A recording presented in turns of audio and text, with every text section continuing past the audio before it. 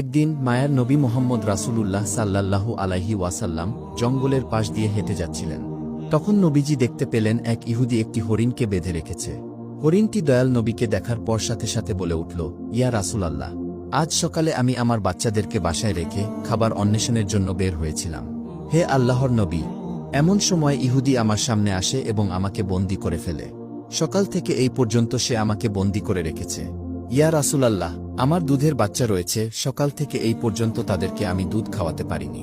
হয়তোবা তারা আমাকে না পেয়ে অনেক অস্থির হয়ে পড়েছে এবং তাদের গলা দুধ না খাওয়ার কারণে শুকিয়ে গেছে।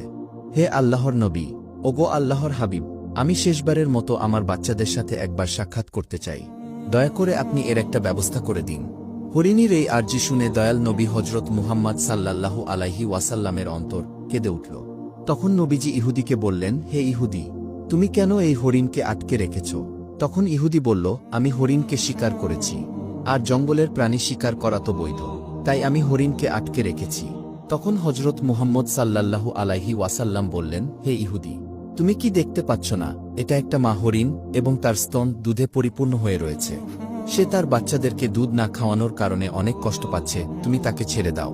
তখন ইহুদি বলল, আমি এত কষ্ট করে তাকে শিকার করেছি, আর তোমার কথা মতো আমি তাকে ছেড়ে দেব? তখন দয়াল নবী হযরত মুহাম্মদ সাল্লাল্লাহু আলাইহি ওয়াসাল্লাম ওই ইহুদিকে বললেন, তুমি তাকে ছেড়ে দাও। সে শেষবারের মতো তার সন্তানদের সাথে দেখা করতে চায়, তার সন্তানদের সাথে দেখা করে তাদেরকে দুধ পান করিয়ে সে আবার তোমার কাছে ফিরে আসবে। দয়াল নবীর এই কথা শুনে ইহুদি বলল, বনের হরিণ কি আপনার বাপদাদার সম্পদ নাকি, যে তাকে একবার ছেড়ে দিলে সে আবার ফিরে আসবে? এমন কোনো প্রমাণ আছে কি যে শিকার করা প্রাণী আজ পর্যন্ত ফিরে এসেছে? রাসূল সাল্লাল্লাহু আলাইহি ওয়াসাল্লাম যখন দেখলেন ইহুদি কোনোভাবেই হরিণটিকে ছেড়ে দেওয়ার জন্য রাজি হচ্ছে না, তখন দয়াল নবী ইহুদিকে বললেন, হে ইহুদি, তুমি হরিণটিকে ছেড়ে দাও, তার বিনিময়ে তুমি আমাকে বেঁধে রাখো। হরিণটি যদি না আসে তাহলে তুমি আমাকে সারা জীবন বেঁধে রাখবে। তখন ইহুদি বলল, তাহলে এই কথাই রইল, আমি হরিণটিকে ছেড়ে দিচ্ছি, বিনিময়ে তোমাকে বেঁধে রাখছি। হরিণ যদি ফিরে না আসে তাহলে তোমাকে সারা জীবন মুক্তি দান করব না।